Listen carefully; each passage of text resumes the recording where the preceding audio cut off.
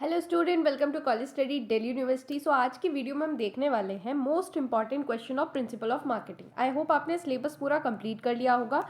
Channel पे पूरी playlist है और प्लेलिस्ट में से आपने सब कुछ पढ़ के सिलेबस कंप्लीट कर लिया होगा। बट अगर नहीं भी किया है या अभी भी सोच रहे हो कि क्या करना है, तो ये इंपॉर्टेंट क्वेश्चन आपके लिए है, ठीक है।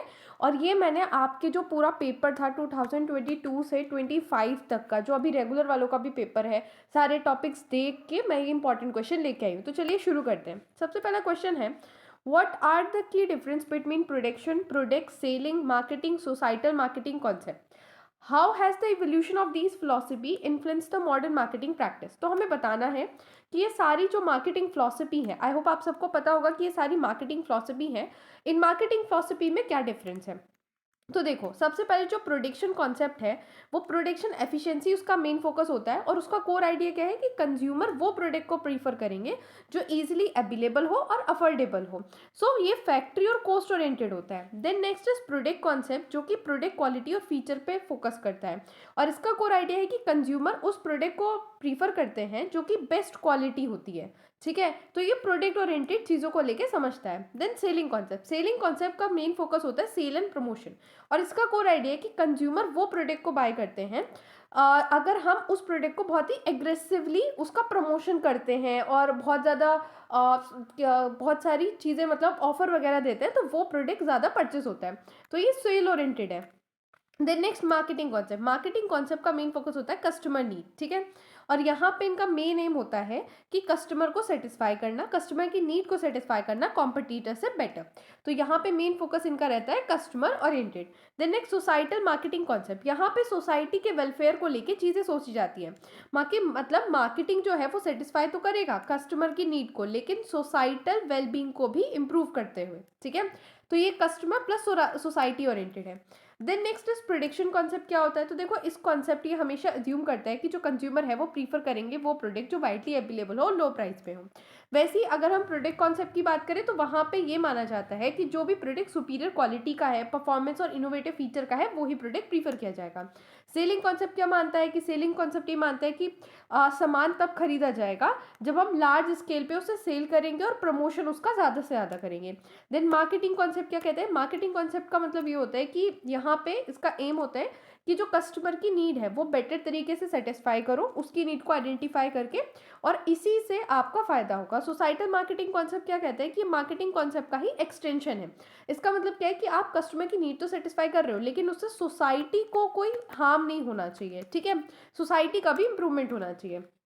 नाउ इसका जो सेकंड पार्ट पूछा गया था कि इवोल्यूशन क्या हुआ इसका, और किस इससे इनके इवोल्यूशन से क्या इफेक्ट पड़ा है, क्या इन्फ्लुएंस पड़ा है मॉडर्न मार्केटिंग पे।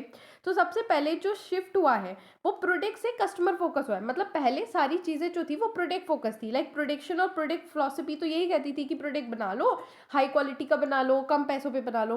बट अब जो मॉडर्न मार्केटिंग है वो कस्टमर की नीड पे फोकस करती है, उसके प्रीफरेंस और एक्सपीरियंस पे ध्यान देती है। Then emphasis on long term value, जो मार्केटिंग और सोसाइटल मार्केटिंग कॉन्सेप्ट है ना, वो कस्टमर को सेटिस्फाई करके लॉयलिटी और टाइम वैल्यू क्रिएट करने के रिगार्डिंग सोचता है, रेदर देन कि शॉर्ट टर्म में बस उन्हें कैसे भी सेल कर दो। देन थर्ड, इंटीग्रेटेड और इंटीग्रेशन ऑफ सोशल रिस्पॉन्सिबिलिटी, जो सोसाइटल मार्केटिंग है उसने इनकरेज किया है कि आपको मार्केटिंग तो करनी है, लेकिन एथिक्स का, वैल्यू का, सस्टेनेबिलिटी का भी ध्यान रखना है। Then fourth is use of market research and the data. Modern marketing जो है वो काफ़ी ज़्यादा रिलाई करती है कंज्यूमर इंसाइट पे, सेगमेंटेशन पे, उसके बिहेवियर एनालिसिस पे, और उसके हिसाब से ही अपने प्रोडक्ट को बनाती है और सेल करती है। Then next is sustainability and the value based marketing. Company का अब एम है कि वो एक वैल्यू क्रिएट करे कस्टमर के लिए, बिजनेस के लिए और सोसाइटी के लिए भी, जो उसके प्रिंसिपल ऑफ सोसाइटल मार्केटिंग में रिफ्लेक्ट भी होता है। Now the second question is define the service marketing, how does it differ from product marketing. देखो, सर्विस मार्केटिंग में क्या होता है कि हम सर्विस को मार्केट करते हैं instead of product. Product marketing में क्या होता है कि कोई सामान है, कोई टेंजिबल प्रोडक्ट है, उसको आप मार्केट करो, that is product marketing. But अगर आप कोई सर्विस दे रहे हो, लाइक हेयर कट कराने की सर्विस आप दे रहे हो, अगर आप उसकी मार्केटिंग कर रहे हो, तो दैट इज सर्विस मार्केटिंग। अगर एक थ्योरी बेसिस पढ़े तो सर्विस मार्केटिंग का मतलब क्या होता है, इंटेंजिबल एक्टिविटी या बेनिफिट की आप मार्केटिंग कर रहे हो जो एक पार्टी दूसरी पार्टी को ऑफर करता है, ठीक है। अब इनका डिफरेंस क्या है, तो देखो सर्विस मार्केटिंग इंटेंजिबल होती है, प्रोडक्ट मार्केटिंग टेंजिबल होती है। ऑनरशिप क्या है कि यहाँ पे कोई ऑनरशिप ट्रांसफर नहीं होती, यहाँ पे ऑनरशिप ट्रांसफर होती है। प्रोडक्शन और कंजम्पशन क्या है कि यहाँ पे प्रोडक्शन और कंजम्पशन दोनों साइमल्टेनियसली होता है, बट प्रोडक्ट मार्केटिंग में ऑकर सेपरेटली, मतलब प्रोडक्शन अलग होगा, कंजम्पशन अलग होगा। देन स्टोरेज, आप सर्विस को स्टोर नहीं कर सकते बट आप प्रोडक्ट को स्टोर कर सकते हो। देन स्टैंडर्डाइजेशन, यहाँ पे डिफिकल्ट है क्योंकि अगर कोई और बार्बर है वो आपको अलग हेयर कट सर्विस देगा, कोई दूसरा बार्बर है उसके साथ आपका एक्सपीरियंस अलग होगा, ठीक है। लेकिन अगर कोई सामान है, मतलब आप ये बोलो कि डिटॉल, डिटॉल सारी शॉप पे, ये जो सोप है डिटॉल, ये आपको सारी शॉप पे सेम ही मिलेगा, तो प्रोडक्ट हमेशा स्टैंडर्डाइज होता है। देन क्वालिटी, ये वेरी करती है सर्विस प्रोवाइडर के हिसाब से, ये कंसिस्टेंट होती है। कस्टमर इंटरैक्शन, यहाँ पे ज़्यादा इंटरैक्शन होता है, यहाँ पे लिमिटेड इंटरैक्शन होता है, ठीक है। Now moving to the next question, consumer behaviour is a study of how individual group और organisation select buy use dispose of idea good service to satisfy their need and want. Explain the primary factor that influence the consumer buying behaviour. हमें वो primary factors बताने हैं जो consumer के buying behaviour को affect करते हैं। तो देखो सबसे पहले है कल्चर फैक्टर। कल्चर फैक्टर जो होता है ना वो सबसे बेसिक होता है और सबसे इंपॉर्टेंट होता है, जो पर्सन की वांट और बिहेवियर को जज करता है। अब ये कैसे आप समझ सकते हो, अगर किसी इंसान को भूख लगी है, ठीक है, समवन इज हंग्री, अगर वो नॉर्थ इंडियन है तो मोस्टली चांसेस होंगे कि उसको क्या खाना पसंद होगा, लाइक छोले चावल, दाल चावल, ये सब। बट अगर वो साउथ इंडियन है तो उसे क्या खाना पसंद होगा, इडली डोसा, ठीक है। तो आप देख रहे हो दोनों को भूख लगी है, बट उनकी जो चीज़ है कि उनको क्या चाहिए खाने के लिए, वो बहुत ज़्यादा शेप होता है उसके कल्चर फैक्टर्स से, ठीक है। इसके अंदर बिलीव, वैल्यू, कस्टम, ट्रेडिशन, जो वो अपनी सोसाइटी से लर्न करते हैं वो सब कुछ आता है। इसके कंपोनेंट क्या है, कल्चर। कल्चर मतलब बेसिक वैल्यू और preference, like vegetarian, festive wine etcetera. सब कल्चर मतलब religion, region, language, nationality. Social class मतलब इनकम, एजुकेशन और ऑक्यूपेशन। जैसे कि अगर इंडिया के अंदर कोई पर्सन नए क्लोथ खरीदता है, गिफ्ट खरीदता है दिवाली के टाइम पे, दैट इज कल्चर ट्रेडिशन, क्योंकि दिवाली है तो अच्छे कपड़े पहनने हैं, इस तरीके से, तो वो उसके कल्चर को दिखा रही है। Then societal factor, social factor में क्या आता है कि कंज्यूमर बिहेवियर उन लोगों से इन्फ्लुएंस हो रहा है जो उसके चारों तरफ है, जैसे फैमिली, पेरेंट्स वगैरह जो उनके चारों तरफ है, जैसे उनके फैमिली पेरेंट्स वगैरह होंगे, उससे उनका बिहेवियर चेंज हुआ है। रेफरेंस ग्रुप से, रेफरेंस ग्रुप मतलब फ्रेंड या कलीग वगैरह ने, लाइक अगर ये चिंटू था, चिंटू कोई अच्छे से कपड़े खरीद के लाया XYZ शॉप से, तो उसने मिंटू को भी बोला कि XYZ शॉप पे कपड़े बहुत अच्छे मिलते हैं, वहीं से ही खरीदना, ठीक है। तो it's because of reference group, ठीक है।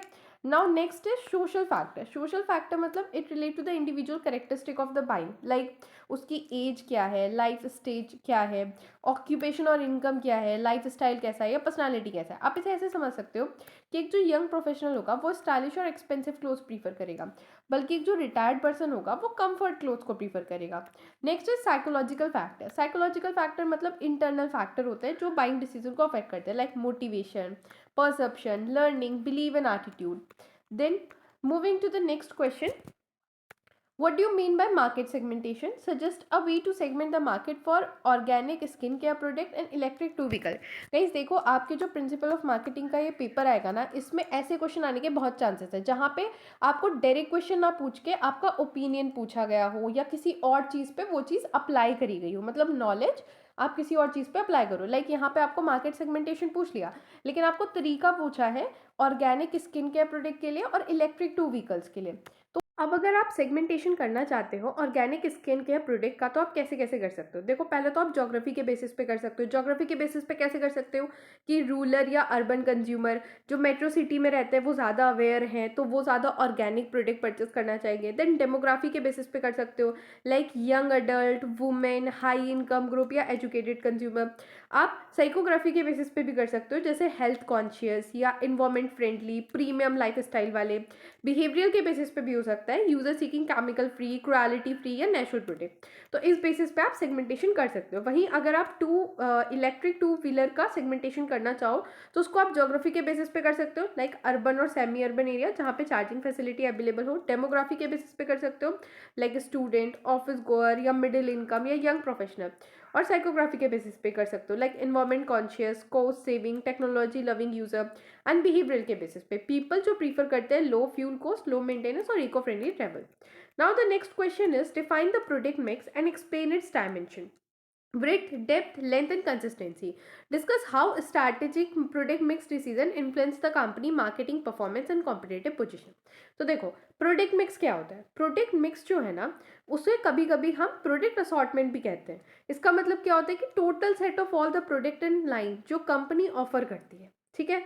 अब एक प्रोडक्ट लाइन क्या है और ये प्रोडक्ट सेट क्या है ये हम आगे समझेंगे जब हम ब्रेथ लेंथ और इन सबको पढ़ेंगे। देखो सबसे पहले आता है ब्रेथ। ब्रेथ का मतलब क्या होता है, number of different product line जो कंपनी ऑफर कर रही है। जैसे कि एक कंपनी है वो साबुन भी बनाती है, शैम्पू भी बनाती है, डिटर्जेंट भी बनाती है और टूथपेस्ट भी बनाती है, तो ये उसकी 4 प्रोडक्ट लाइन हो गई और ये उसके ब्रेथ को रिप्रेजेंट कर रही है।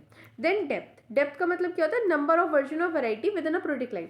लाइक अगर वो सोप ऑर्डर कर रहे हैं, लाइक सोप जो है प्रोड्यूस कर रहे हैं, उस सोप के अंदर ही अगर वो कंपनी कितने तरीके के साबुन प्रोवाइड कर रही है वो उसकी डेप्थ है। जैसे shampoo brand available in anti dandruff, herbal, silky, damage repair, तो ये सारे जो वेरिएंट हो गए ना ये डेप्थ को रिप्रेजेंट करते हैं। Then length. लेंथ का मतलब क्या होता है, total number of item in entire product line. अभी हमने देखा कि यहाँ पे 5 प्रोडक्ट लाइन थी, ठीक है, और हर एक प्रोडक्ट लाइन में 4 आइटम है, तो टोटल लेंथ कितनी हो गई 20। This is our total length. Consistency क्या होती है, कंसिस्टेंसी का मतलब दो प्रोडक्ट लाइन कितनी ज़्यादा रिलेटेड है एक दूसरे से, ठीक है। अगर दो प्रोडक्ट लाइन काफ़ी ज़्यादा रिलेटेड होंगी तो हम सेम ही तरीके के प्रोडक्शन, डिस्ट्रीब्यूशन और प्रमोशनल स्ट्रैटेजी उनके लिए यूज़ कर सकते हैं। तो सब part of the same question, how product mix decision influence the marketing performance. किस तरीके से प्रोडक्ट मिक्स डिसीजन इन्फ्लुएंस करते हैं मार्केटिंग परफॉर्मेंस पे। तो पहला, ये मीट करते हैं, ये हेल्प करते हैं कि हम जो है डाइवर्स कस्टमर नीड को मीट कर सकें। कैसे, अगर हम ब्रेथ या डेप्थ बढ़ाएंगे तो फर्म जो है वो डिफरेंट डिफरेंट कस्टमर के सेगमेंट को सर्व कर पाएगा, जिससे सेल्स इंक्रीज होगी और मार्केट शेयर भी बढ़ेगा।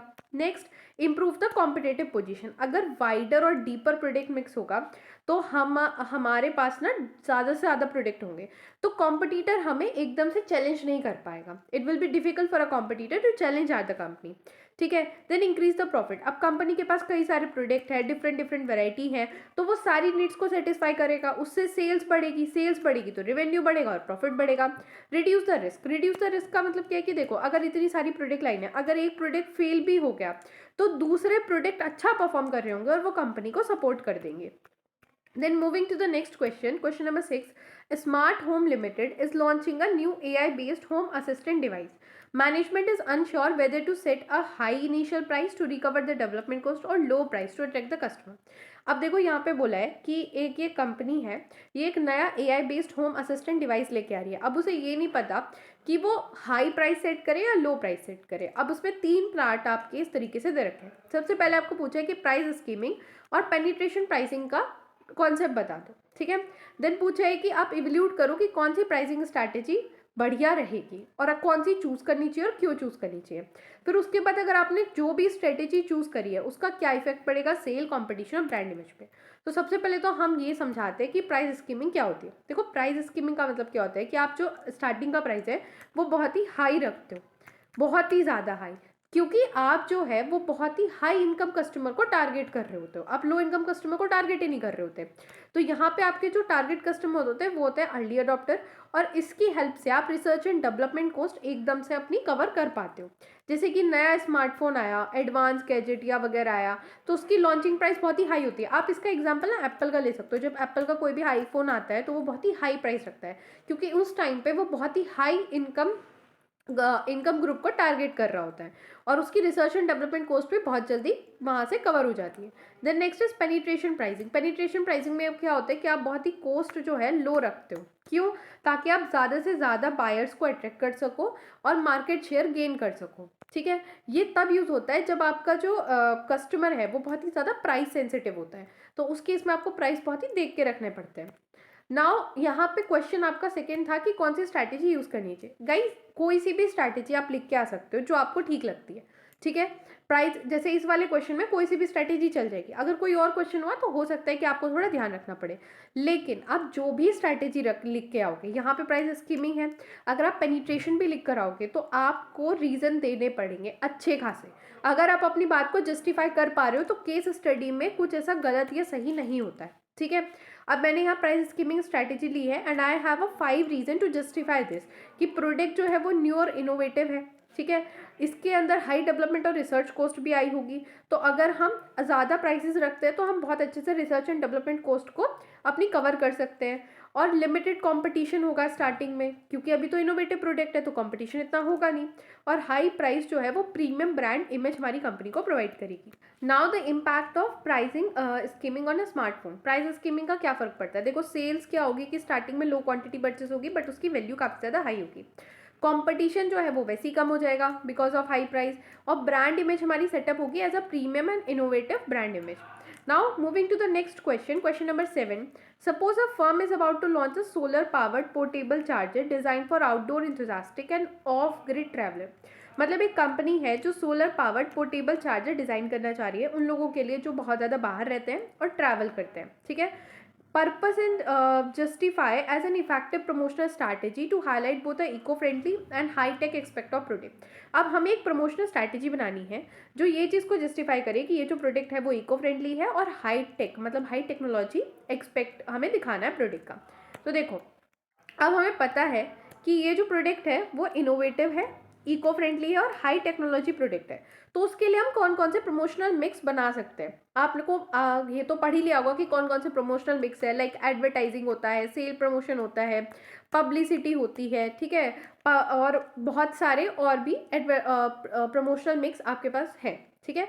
अब आपको खुद से सोचना है कि कौन कौन से प्रमोशनल मिक्स मैं इसमें लिख के आ सकती हूँ, लिख के आ सकता हूँ और क्या क्या उसमें मैं जस्टिफाई करके आ सकता हूँ। पूरी चीज़ उन्होंने बता दी है कि हमें जो भी प्रमोशनल मिक्स लिखना है उसके अंदर ये फीचर्स हमें डालने ही है, ठीक है। अब देखो, मैंने यहाँ पे इसका आंसर डिज़ाइन किया है। पहला, एडवर्टाइजिंग। तो एडवर्टाइजिंग में हम क्या ये करेंगे कि एडवर्टाइजिंग की हेल्प से हम अवेयरनेस क्रिएट करेंगे और कस्टमर का एजुकेट करेंगे अपने प्रोडक्ट के बारे में। हम क्या करेंगे, डिजिटल एडवर्टाइजमेंट यूज़ कर सकते हैं लाइक यूट्यूब, इंस्टाग्राम और फेसबुक, ठीक है। अब एडवर्टाइजिंग में हम फीचर्स हाईलाइट करेंगे like solar energy, fast charging, durability, probability और इको फ्रेंडलीनेस।